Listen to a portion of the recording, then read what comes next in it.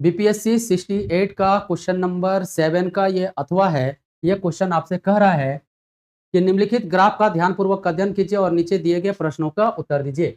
वर्ष 2001 से 2006 की अवधि के दौरान कंपनी एबीसी और कंपनी डीईएफ द्वारा अर्जित प्रतिशत लाभ है। यहाँ पे दो कंपनियां हैं, कंपनी एबीसी और कंपनी डीईएफ, और इन दोनों कंपनियों के द्वारा अर्जित प्रतिशत लाभ का वैल्यू लाइन ग्राफ में दिया हुआ है। अब यहाँ पे प्रतिशत लाभ का फॉर्मूला दिया हुआ भी रहता है, कभी कभी नहीं भी दिया रहेगा। तो अगर दिया हुआ है तब तो इसका यूज करेंगे, और नहीं दिया हुआ है तो आप याद रख लेंगे, फिर भी इसका यूज करेंगे। और अगर इस फॉर्मूला को यूज नहीं करना चाहते तो दूसरा फॉर्मूला है, उससे भी आप बना सकते हैं। तो अब यहाँ पे हम लोग ग्राफ को समझ रहे हैं कि ग्राफ क्या कर रहा है। 2001 से लेकर 2006 तक में दो कंपनियां हैं, कंपनी एबीसी और डीईएफ, और इन दोनों कंपनियों के लाभ परसेंट का मान आपको अलग अलग दिया हुआ है। कंपनी एबीसी को सर्कल से रिप्रेजेंट किया जा रहा है और कंपनी डीईएफ को रोम्बस से प्रेजेंट किया जा रहा है। अब यहाँ पे देखेंगे 2001 में कंपनी ए का लाभ परसेंट, 2001 में कंपनी एबीसी का लाभ परसेंट 45 है, 2 में एबीसी का लाभ परसेंट 50 है, 2003 में 60 है, 2004 में आपका 55 है, 2005 में आपका सर्कल वाला देखेंगे 70 है, और 2006 में आपका फिर 55 है। अगर यहाँ पे हम लोग बात कर लेते हैं कंपनी डीईएफ का, तो 2001 में कंपनी डीईएफ का लाभ परसेंट का वैल्यू 50% है, 2002 में 40% है, 2003 में रोम्बस वाला देखेंगे 55% है, 4 में 65% है, 5 में 55% है, और 6 में डीईएफ का लाभ परसेंट 60% है। तो कुल मिलाकर आपको 2001 से लेकर 2006 में कंपनी एबीसी तथा डीईएफ का लाभ परसेंट का मान अलग अलग दिया हुआ है। तो क्वेश्चन में इसी लाभ परसेंट का यूज करके क्वेश्चन में जो पूछेगा उसका मान हम लोग निकालेंगे। तो पहला नंबर वाले क्वेश्चन को देखेंगे कि उसमें क्या कह रहा है। तो इसमें पहला नंबर वाले क्वेश्चन आपसे कह रहा है, पहला नंबर वाला क्वेश्चन है, माना कि वर्ष 2005 में 2005 के बारे में आपसे कहा जा रहा है, दोनों कंपनियों एबीसी और डीईएफ की आय क्रमशः 3:4 के अनुपात में है। 2005 में एबीसी और डीईएफ की आय का अनुपात दिया हुआ है 3:4। आगे कह रहा है 2005 में उनके मतलब वही दोनों कंपनियों के खर्च के बीच अनुपात क्या है। तो यह आपको अनुपात निकालने के लिए क्वेश्चन में यहाँ पे कह रहा है। अब यहाँ पे एक बात आप समझेंगे, आपको जो क्वेश्चन में दिया हुआ है, अगर इसको हम लैंग्वेज आप लिखना चाहते हैं तो आप इसको इस तरह से लिख सकते हैं। पहले हम यहाँ पे बता दे रहे हैं एबीसी और डीईएफ, और यहाँ पे आय का अनुपात दिया हुआ है 3:4। लैंग्वेज में आप लिखना चाहते लिख सकते हैं कि प्रश्न से कंपनी 2005 में कंपनी एबीसी तथा डीईएफ का आय का अनुपात बराबर 3:4।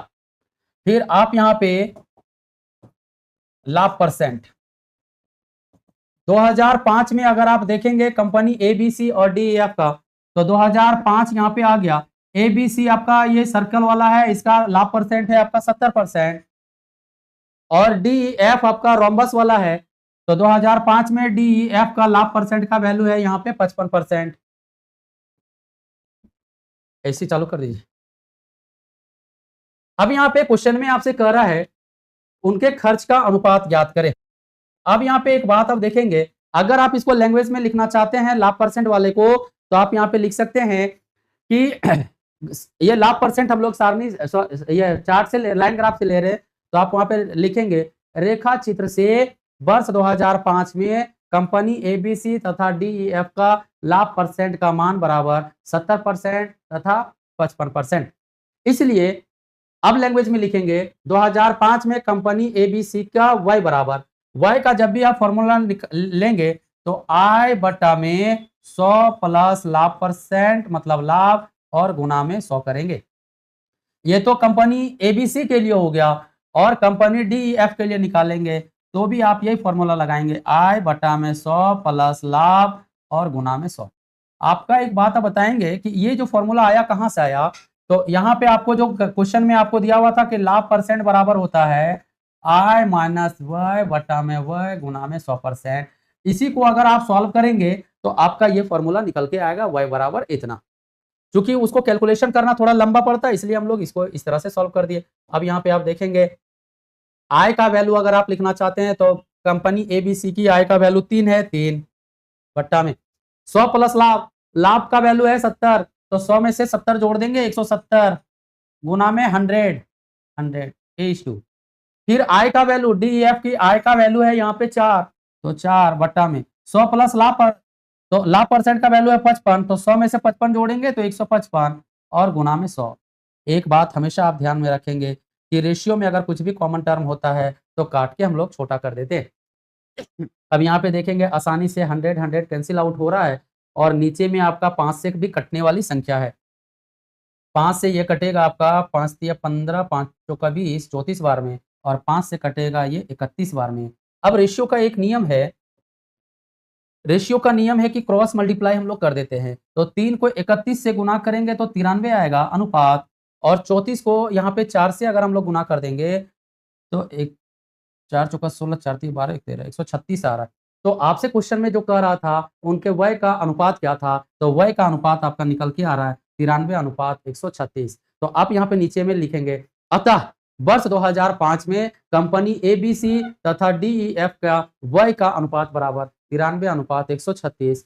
उसके बाद लिखेंगे अभिष्ट उत्तर बराबर इतना, और इस क्वेश्चन का आंसर इतना हो गया। अगला क्वेश्चन बी नंबर वाले क्वेश्चन आपसे कह रहा है अगर 2002 में कंपनी डीईएफ का खर्च, वर्ष यहाँ पे 2002 है और कंपनी डीईएफ है और खर्च का वैल्यू 190 करोड़ है, तो इसकी आय 2002 में क्या है। 2002 में कंपनी डीईएफ का खर्च का वैल्यू दिया हुआ है, आय का वैल्यू पूछ रहा, लाभ परसेंट का मान आपको ग्राफ में दिया हुआ है। इस लाभ परसेंट का यूज करके आप क्वेश्चन को सॉल्व करेंगे। तो अब यहाँ पे देखेंगे 2002 में, तो 2002 यहाँ पर ये है, तो 2002 में कंपनी डीईएफ का लाभ परसेंट का वैल्यू कितना है, तो डीईएफ का अगर हम लोग बात करेंगे, ये आपका रोम्बस वाला है, तो रोम्बस का है आपका 40%। तो आप इसको लैंग्वेज में अगर लिखना चाहते हैं तो आप इसको इस तरह से लिख सकते हैं कि प्रश्न से वर्ष 2002 में कंपनी डीईएफ का खर्च का वैल्यू है आपका 190 करोड़। अब फिर यहाँ पे आप देखेंगे, आप ग्राफ से लिखेंगे कि रेखा ग्राफ से वर्ष 2002 में कंपनी डीईएफ का लाभ परसेंट का मान बराबर 40%। ये लाभ परसेंट का वैल्यू हो गया 40%। आप वीडियो को पोस्ट कर करके आप लैंग्वेज लिख लेंगे, सिर्फ हम यहाँ पे कैलकुलेशन कर रहे हैं। तो यहाँ पे आपको आय का वैल्यू निकालने के लिए कह रहा है, तो एक बात हमेशा आप ध्यान में रखेंगे कि जब भी आय का फॉर्मूला आप निकालेंगे, आय का वैल्यू निकालेंगे, तो आप ये लिखेंगे खर्च बटा में 100 गुना में 100 प्लस लाभ। अब यहाँ पे एक बात देखना है, खर्च का वैल्यू आपको यहाँ पे दिया हुआ है 190 करोड़ बटा में 100 गुना में 100 प्लस लाभ, लाभ का वैल्यू है यहाँ पे 40, तो 100 में से 40 जोड़ देंगे तो 140 आएगा। अब अगर यहाँ पे कटने वाली संख्या है तो काट देंगे हम लोग, ऊपर का 2 शून्य नीचे का 2 शून्य से कटेगा, 9 चौका 36, 3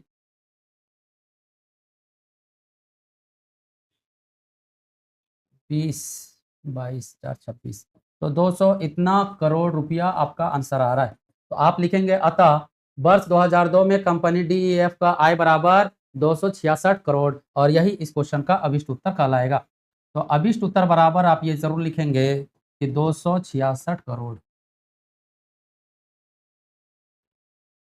नेक्स्ट क्वेश्चन सी नंबर वाले क्वेश्चन आपसे कह रहा है कि अगर 2001 में कंपनी एबीसी और डीईएफ का खर्च समान था, तो 2001 में एबीसी और डीईएफ का खर्च का मान बराबर है। अगर आप एक्स एक्स मान रहे हैं तो एबीसी का खर्च भी एक्स है, डीईएफ का खर्च भी एक्स है।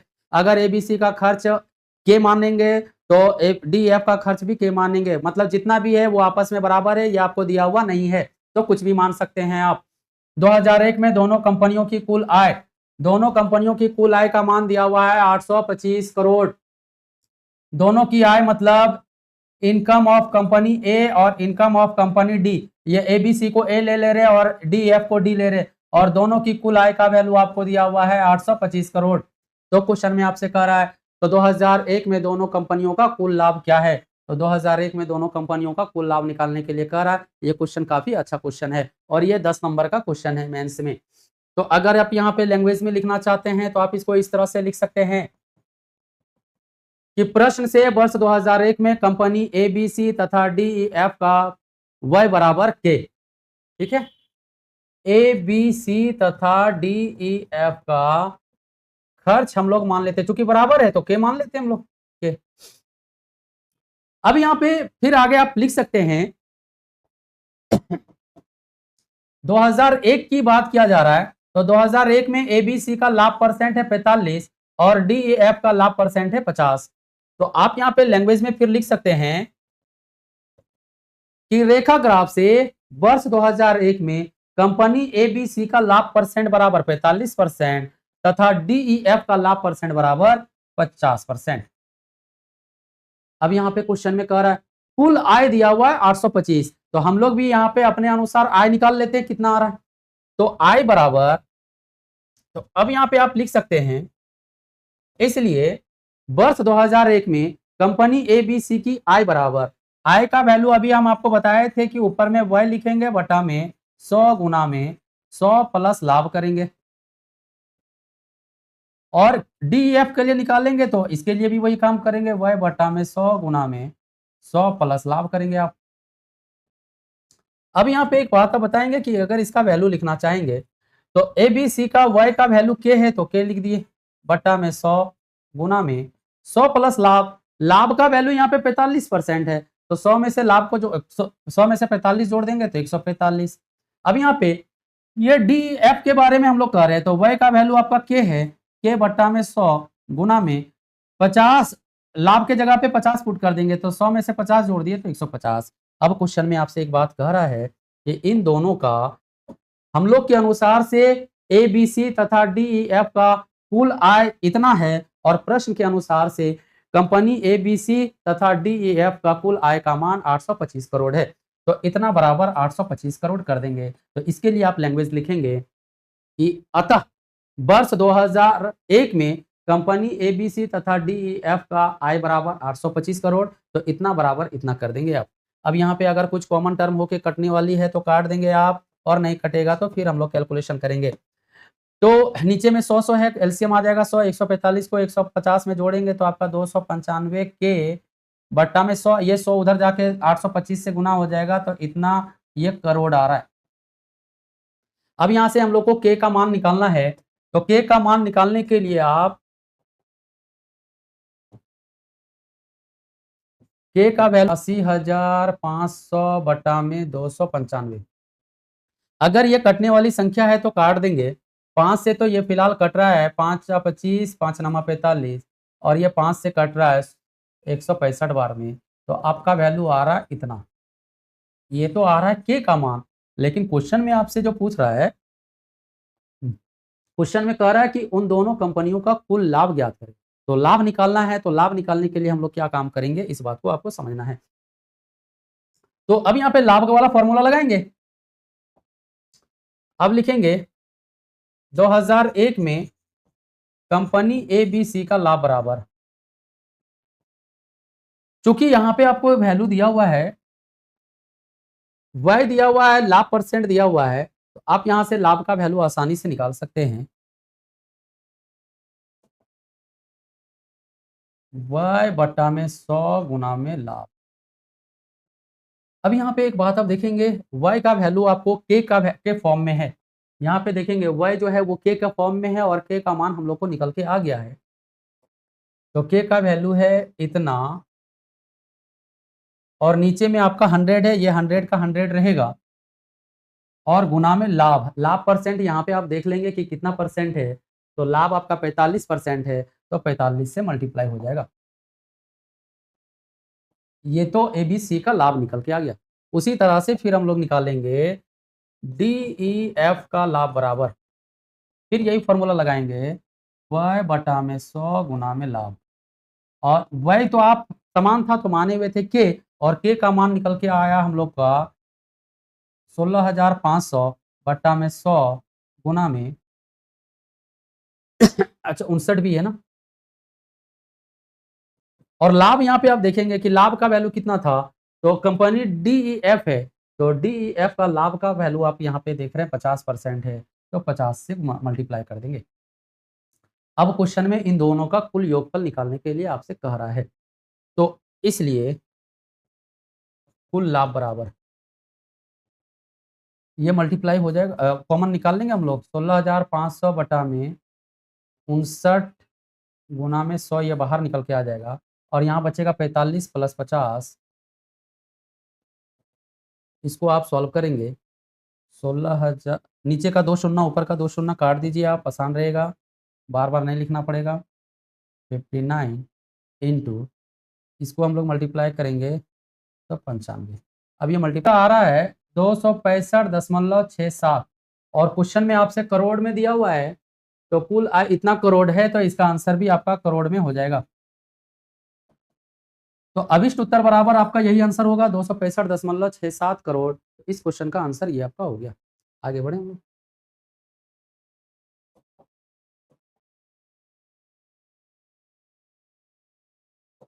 डी नंबर वाले क्वेश्चन आपसे कह रहा है, वर्ष 2004 में कंपनी एबीसी, 2004 में एबीसी की आय दिया हुआ है 750 करोड़, तो इसका खर्च 2004 में क्या था? ये 5 नंबर का है, इस पे गलती से आ गया। तो 2004 के बारे में आपसे कह रहा है और कंपनी एबीसी के बारे में कह रहा है, तो आप ये इसको आप लैंग्वेज में लिखेंगे कि प्रश्न से वर्ष 2004 में कंपनी एबीसी की आय बराबर 750 करोड़। अब यहाँ पे फिर आप लैंग्वेज आप लिख सकते हैं, तथा रेखा ग्राफ से वर्ष 2004 में कंपनी एबीसी का लाभ परसेंट का वैल्यू 55%, क्योंकि रेखा ग्राफ में लाभ परसेंट का वैल्यू दिया हुआ है, आपसे खर्च का मान पूछ रहा है, इसलिए लिखेंगे आप लैंग्वेज में, अतः वर्ष 2004 में कंपनी एबीसी का खर्च बराबर, तो इसका फॉर्मूला होता है आय बटा में 100 प्लस लाभ इंटू 100।